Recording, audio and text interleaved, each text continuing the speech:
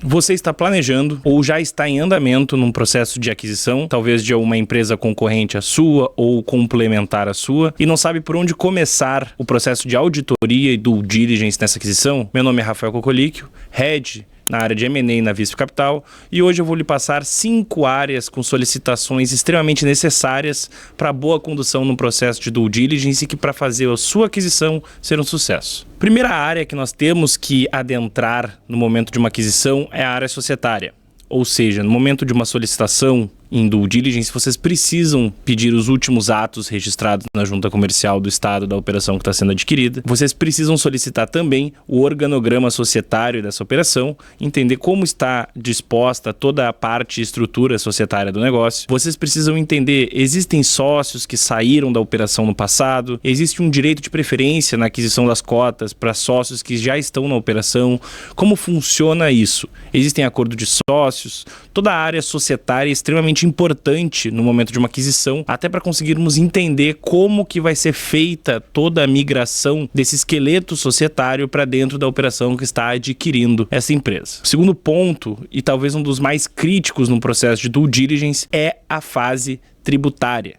É necessário fazer solicitações para entender como foi feito toda a estrutura tributária da empresa que está sendo adquirida, porque existe um passivo por cima de todas as operações que foram realizadas na esfera tributária desse negócio e que precisa ser mapeado ou para ajuste de preço ou para contingências. Então, dentro das solicitações, é importante pedir o DRE atualizado do último ano ou dos últimos 5 anos da operação. Também é necessário solicitar os balanços. No melhor dos mundos, eles vão ser auditados, mas nós sabemos como são as empresas pequenas e médias no Brasil. Então, muitas vezes vocês não vão se deparar com balanços auditados por auditores independentes, mas tendo os balanços em mãos já conseguimos ter um norte para isso, entender como é feita toda a emissão de nota fiscal dentro do negócio e principalmente verificar a questão da declaração do faturamento perante a Receita Federal. Então também temos que ter isso em mãos para conseguir fazer uma análise mais aprofundada e mitigar a possibilidade de materialização de algum risco tributário no negócio. Terceira solicitação, de extrema importância, é a esfera trabalhista. Então nós precisamos saber como é feita essa relação dentro da empresa que está sendo adquirida. Precisamos saber se todos os funcionários recebem FGTS, se todas as carteiras estão assinadas, se todas as CTPS estão assinadas. Precisamos entender também se nos últimos 5 anos esses funcionários tiraram férias, eles foram remunerados por isso, como foi feita toda essa remuneração para que não haja nenhum problema no momento de migração e, eventualmente, alguns anos depois, uma ação judicial contra o comprador por passado, porque muitas vezes as operações que ocorrem em sucessão trabalhista também vem esse passado, esse passivo trabalhista que muitas vezes pode impactar e até inviabilizar o negócio. A quarta solicitação necessária para se constar numa due diligence é a esfera comercial.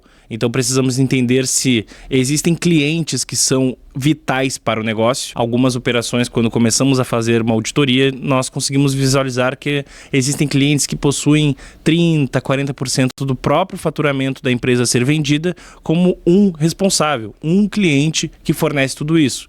Então é importante que o comprador tenha isso em mente para conseguir ajeitar com esse cliente e até conseguir viabilizar algumas negociações com ele para que no momento de uma pós-integração isso não impacte com a saída desse cliente ou com a redução no ticket dele, por exemplo. Também é necessário entender quem são os principais fornecedores do negócio. É importante também ter em mãos os modelos de contrato que são firmados com os clientes, para também já se ter um caminho e conseguir analisar como é feito tudo isso dentro da empresa que está sendo vendida, para que no momento de integração e pós-integração não impacte negativamente no negócio e inviabilize a operação. Por último, mas não menos importante, na esfera legal. Então temos que entender também se existem processos judiciais ou administrativos movidos em face da empresa vendedora. Temos que verificar todas as certidões negativas, desde certidão de dívida ativa na Receita Federal até certidão negativa em face dos próprios sócios, pessoas físicas e jurídicas da operação. É muito importante saber o lastro jurídico que existe dentro da própria operação e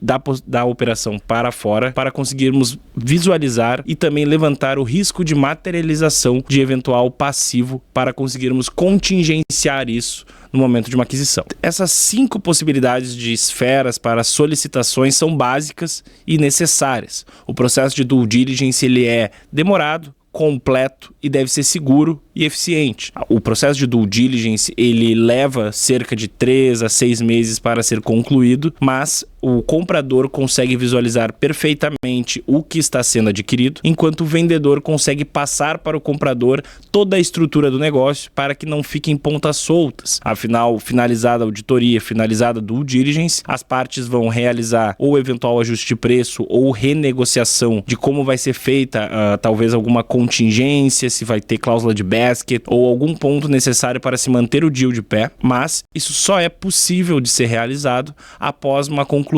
satisfatória da due diligence. Muitas vezes, no momento da realização de uma due diligence, são localizados diversos passivos e contingências que acabam inviabilizando o negócio. Muitas vezes, um risco tributário, por exemplo, com uma dívida ativa, que pode vir a se materializar futuramente em face do comprador, pode superar ou quase chegar no valor da operação em si. Então, é muito importante para que não tenham surpresas no futuro, que seja feita uma due diligence concisa, concreta e eficiente. Mas não se limite apenas a essas solicitações. A due diligence ele é um documento com cerca de 200 solicitações, 200 a 300 solicitações. Então, tendo mapeada a parte societária, tributária, trabalhista, comercial e legal, já é um bom ponto de partida. Mas você também deve analisar a parte de LGPD, a parte relacionada à ambiental, você deve olhar a parte civil, você deve olhar a parte de governança e verificar todas essas documentações. Um processo de due diligence, ele é demorado por um motivo. Precisa ser analisada toda a documentação. Então, com isso em mente e fazendo as solicitações corretas em todo esse processo de auditoria, então você, empresário, que almeja o crescimento e visa realizar isso de forma inorgânica, sempre tenha em mente que, por mais que as negociações estejam muito bem, é necessário realizar um processo de due diligence excelente para que você não tenha surpresas no futuro e essa operação que está sendo adquirida venha para somar a sua empresa.